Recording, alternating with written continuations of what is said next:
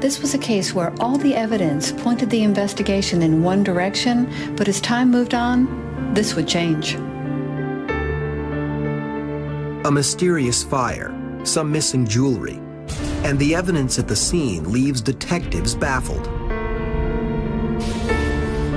But criminals leave clues to their identity in the minute details of their crime, if you know how to read them. And the trail of evidence leads to a place investigators never imagined.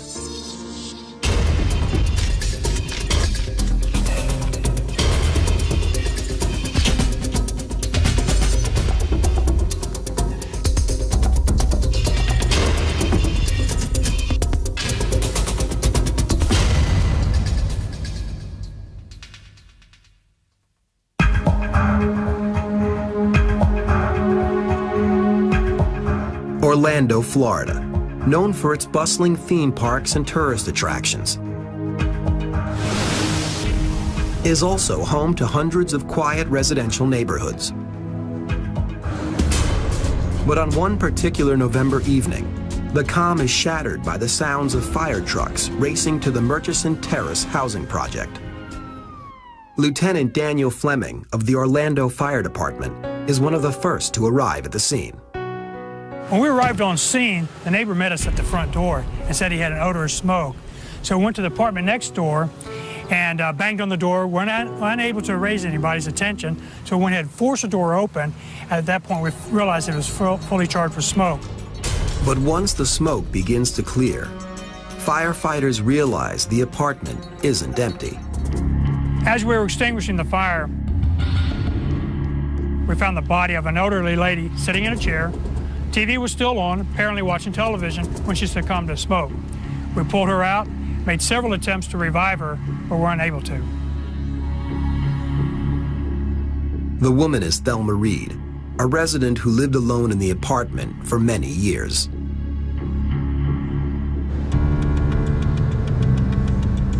It's up to District Fire Chief John Hackett to find out how she died. Yeah, the first thing we do is try to determine the cause of the fire. When we find where the fire originated, then we try to eliminate all accidental sources of ignition. At first glance, the fire looks like it started by accident. I determined the fire had started in a bedroom closet. And this could have been caused from Thelma Reed, who was a heavy smoker. Perhaps she dropped a cigarette in the closet while she was looking for something, continued on into the living room where maybe she's overcome by smoke and collapsed into the living room chair. There were no signs of forced entry. The apartment was secure when the fire department got there. No broken windows. She was sitting in front of the TV, very well dressed. TV was on. So the circumstances of the physical appearance of things, were looking like an accident. It makes sense on the surface, until Hackett learns there wasn't just one fire source. A second fire had also been found in the hallway closet, and that strikes Hackett as strange. She had 2 points of origin. You don't drop cigarettes in 2 different locations. 2 fires in 2 different closets. Investigators begin to wonder if arson is involved. And when the medical examiner's report comes back, the case takes a sinister turn. During our scene investigation, as to trying to determine how we had 2 separate points of origin of the fire, we got a call from the medical examiner's office who explained that the victim did not have any smoke in her lungs or larynx and had indeed been dead prior to the fire. Investigators suspect the perpetrator redressed and posed the victim in front of the television, then set the fire in an attempt to make the crime look like an accident. The case is reclassified as a homicide investigation. And Detective Dave Griffin of the Orlando Police Department is put in charge. Thelma Reed died as a result of blunt force trauma to the neck, which would be a great amount of force placed on her neck, and it appeared that she'd been sexually assaulted. DNA is collected, But Detective Griffin still doesn't have a suspect to compare it to. What he does have is a possible motive.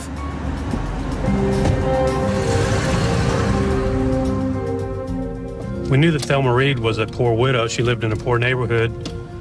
The only items of value that she had was some jewelry, and all of her relatives said that she always wore this jewelry, and we were unable to find that after her murder. But what kind of person would kill a woman for a few pieces of jewelry? Investigators question Reed's neighbors, looking for anything that might identify a suspect. We canvassed the entire housing project in hopes of finding someone who might have seen something around Thelma Reed's apartment at about the time this fire was set. We were unable to find anybody. As the weeks go by with no new leads, Detective Griffin knows he needs outside help. When profiler Dale Hinman hears about the case, she agrees to lend a hand in the investigation. Criminals leave clues to their personalities and the minute details of the crimes they commit. Profilers are trained to interpret these clues. And right away, her vast experience dealing with the criminal mind pays dividends. Based on our experience in the investigation of intentionally set residential fires, we would expect that the victim and the offender are somehow related. The reason for the fire is to cover up some other crime, to get rid of evidence that that crime occurred. So a person who would commit a crime like this wouldn't be a transient person or someone who's just passing through town. Dale Hinman thinks it's likely that Thelma Reed knew her killer. Agent Hinman asks Detective Griffin to take her to the scene of the crime. She wants to get a first-hand look at the victim's neighborhood. If Hinman can get a feel for the area and the people who live there, she hopes to begin to piece together what happened that fateful night.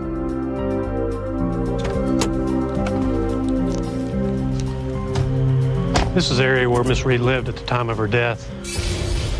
This is a very densely populated area, isn't it? Yeah, it is. This entire area right here is all residential. There's a few businesses along Columbia right here, and even north of Columbia is all residential also. Is there very much foot traffic and pedestrian traffic in this neighborhood? Yeah, there's a lot of foot traffic along this road at all times of the day and night. Well, the amount of foot traffic and vehicle traffic in this area, the individual approached the crime scene and then left, but apparently nobody noticed him, so he must have just seemed to blend into this area. Nobody was suspicious over him being in this area. That's right. Agent Hinman wants to know more about the condition of the apartment after the fire was put out. Every detail could be a potential clue. Did you determine how the perpetrator got into the apartment? As you can see, there's a lot of doors and windows to each apartment, and we checked Miss Reed's, and all of them were secure, so there was no forced entry into her apartment. So it sounds like the perpetrator knocked on the door and Mrs. Reed recognized him and let him into her apartment. That's what it sounds like to me. And then all the other activity occurred as part of the staging to send the investigation off into the wrong direction, but she must have known the perpetrator well enough to unlock the door and let him in.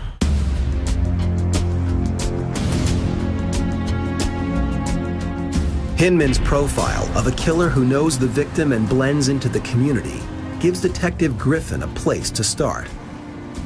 And almost immediately, an unlikely suspect emerges. We began interviewing friends and neighbors and relatives of Thelma Reed, and information was starting to develop that, based on word on the street and rumors, that her grandson, Roderick Lawrence, may be involved in her murder. Roderick Lawrence is Thelma Reed's 21-year-old grandson. Investigators learned from Reed's neighbors that the day before she was killed, she complained about Lawrence staying with her, and that's not all.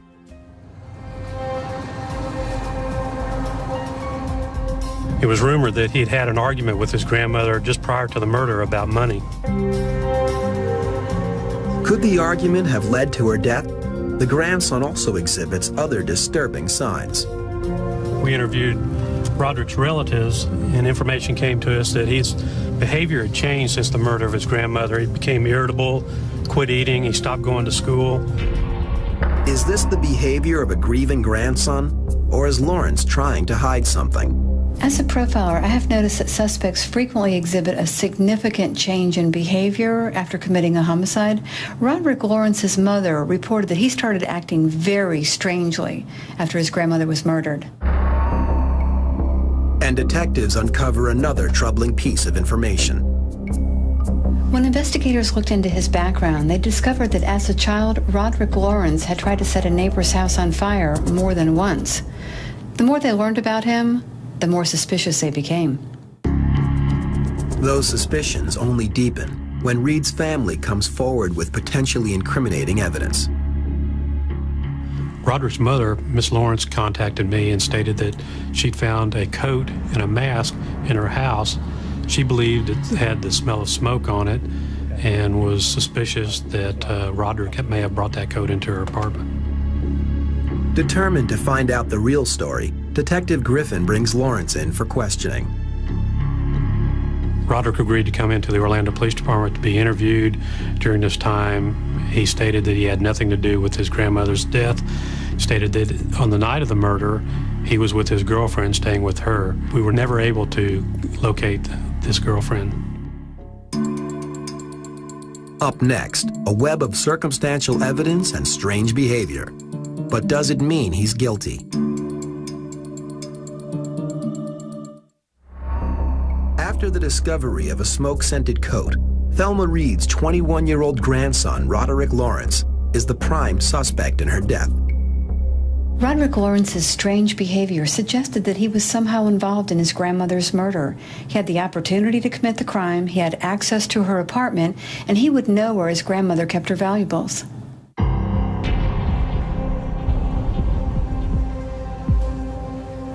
At the lab, senior crime analyst Dave Baer begins processing the coat to see what it might reveal.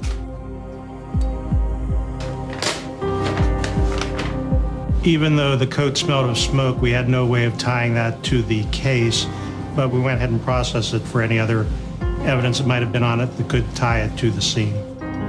First, he looks for fibers. The idea is collect anything at all that could tie the jacket to the scene of the crime. The hairs would be examined microscopically to see if they actually match standard hairs taken from the victim. And when the fibers are compared, they match. But since Lawrence often visited his grandmother's apartment, there is nothing surprising about the results. Baer needs something more substantial. We knew the victim had been sexually assaulted, so the next step in examining the coat was to examine for the presence of blood or other body fluids that we could maybe do a DNA test on. By examining the garment with an alternate light source, I can detect stains that would not otherwise be visible in normal light, stains such as semen or saliva. But technicians find no genetic material on the coat. That means they'll have to get a DNA sample from Lawrence himself.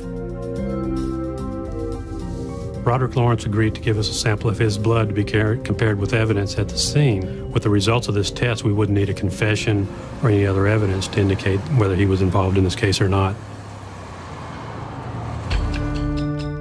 But when the results of the test come back, investigators are stunned to learn that Roderick Lawrence's DNA does not match the DNA found on his grandmother. Are they back to square one? Agent Hinman and Detective Griffin meet at a local diner to discuss the details of the case. Hinman is still convinced Thelma Reed knew the perpetrator well enough that she let him into her house. So these are your interior shots from the victim's residence. I see that there's a lot of things that are in a state of disarray. How tidy a person was your victim? According to her family members, she was a very neat person. None of this stuff would have been removed from the closet, items pulled out from under the bed, drawers being removed. There were 15 firemen that responded to this fire, so they would have contributed somewhat to the disarray of the apartment, but nothing like this. Yeah, this looks more like ransacking than putting out of a fire.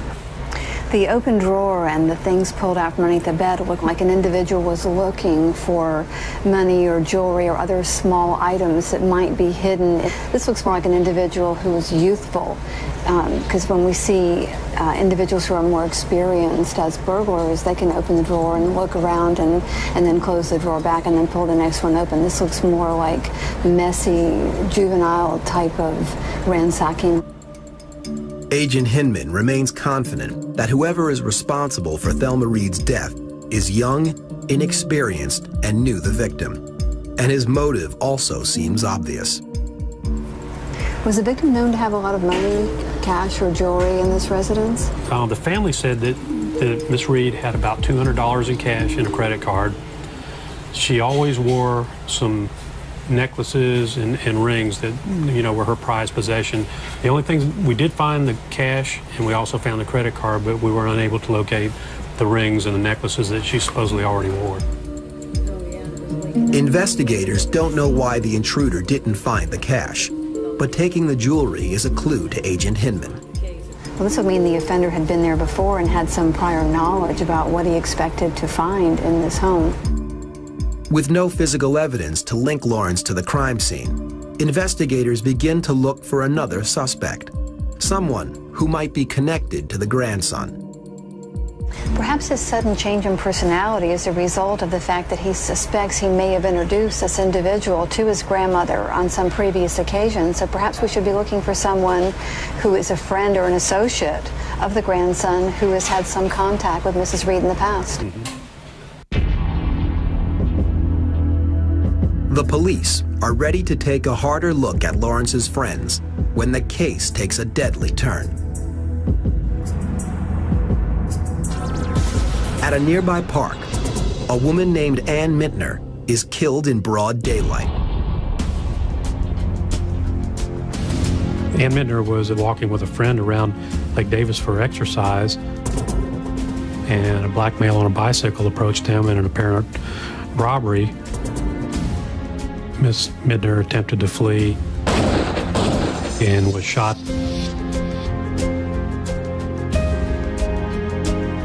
The woman dies, and the suspect is apprehended almost immediately. His name, Kedrick Jordan, rings a bell with homicide detectives. Kedrick Jordan was a close friend of Thelma Reed's grandson. Up next, could this be the man who killed Thelma Reed? Kedrick Jordan, a close friend of Reed's grandson, has been arrested for shooting an elderly woman in a nearby park.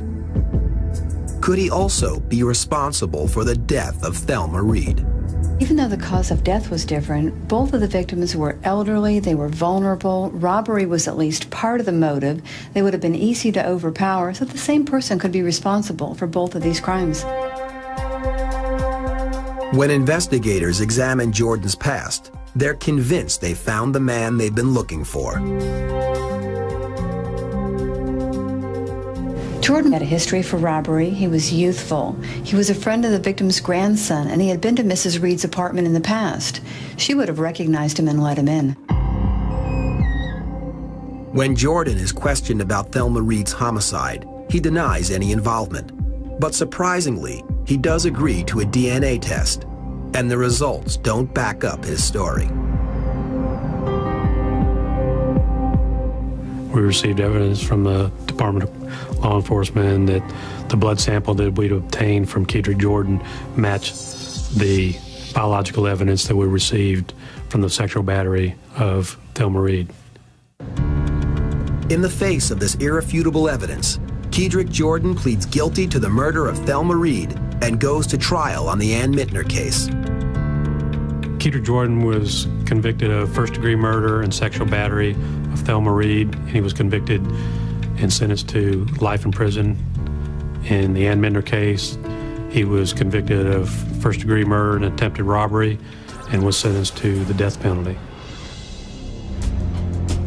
And what about Roderick Lawrence, with his strange behavior and the suspicious smoky coat? Had he played a part in his grandmother's death? We were never able to determine if Roderick Lawrence had knowledge of his grandmother's murder, either before or after We were never able to connect any evidence from the scene with him. Thelma Reed was a sweet, caring grandmother whose life was cruelly taken by someone she thought she could trust. But despite all of Jordan's efforts to conceal this terrible crime, the clues were still there under all the layers of soot and fire debris. Through the skills and diligence of everyone involved in this investigation, the case was solved.